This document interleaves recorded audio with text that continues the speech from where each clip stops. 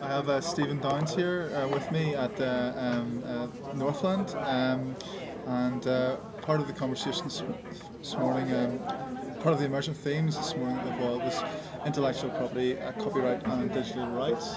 And I've just asked Stephen Downs here to give me his take on that subject. Oh, cover it all. Well, just to start a conversation. Sure.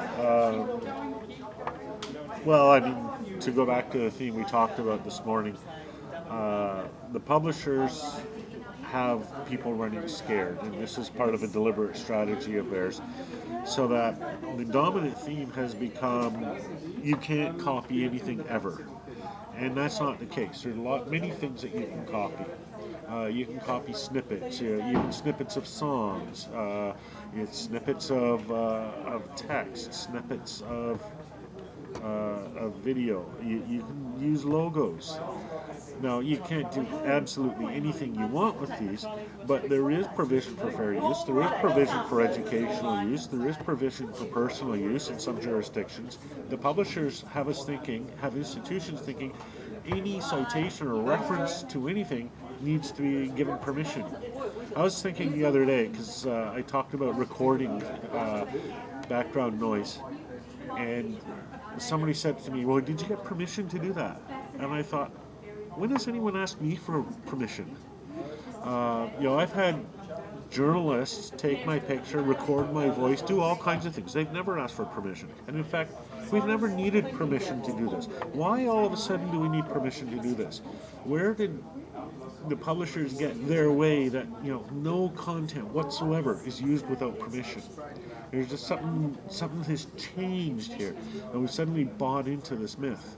I completely dispute this. I mean, there are things that are in the comments. When you say something in public, somebody has the absolute right to repeat what you said and to say, he said that. Mm-hmm. Right? It doesn't become a case where you have to get permission in order to quote somebody. It's not a case where, if I write an essay and I want to cite Wittgenstein, it's not the case that I need permission from some publisher to cite Wittgenstein. That's absurd. Yet, if you submit a book or an essay, they want permissions for all of these citations.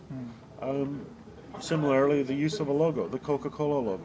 Coke would like us to use their name and their logo in very precise ways. And they have us believing that they have the right to do that. But they don't. If I want to do, some sort of spoof on Coca-Cola, Croca-Cola, I can. I'm allowed to. Yes. Nothing stops me. Yes. But imagine a university doing it. University would never touch that because they're so afraid of litigation. Afraid of litigation. So we're completely cowed. Yes. We've lost our freedom to speak. We've lost our freedom to cite, to quote. We're going to lose our freedom to link. We're going to lose our freedom to link, and all of these here are underlying rights that we have to have in an open networked world. We have to have these rights in an open society. If we cannot cite and quote each other's work, then we lose the openness. We lose a fundamental freedom of expression. Especially today, when these things that we cite and we quote, these multimedia snippets, these photographs, these images and logos, these bits of text, these are now like the words in a new vocabulary. Yeah. We use these words to express ourselves. Yep. And the only way to use words is to copy. Yes. Words are useless unless you use the same word every time. And if they say, you cannot copy, you cannot use that word, they have taken away the right to speak. Yes. They've taken away the right to express ourselves. They reserve that for themselves. So, I mean, at a certain level, this belief that they have foisted on us, that you have to get permission to quote anything, is undercutting our freedom of expression. And we must not accept that. And the way to not accept that is to cite without permission, to run snippets of Jethro Tull in the background, because it's there. Yes. That's our right. A little snippet of Jethro Tull is part of our common vocabulary, part of our common heritage. And sure, some publishing company may own the whole song, but if I run a few chords in the background, I'm using a word in our vocabulary, and they can't stop me from doing that.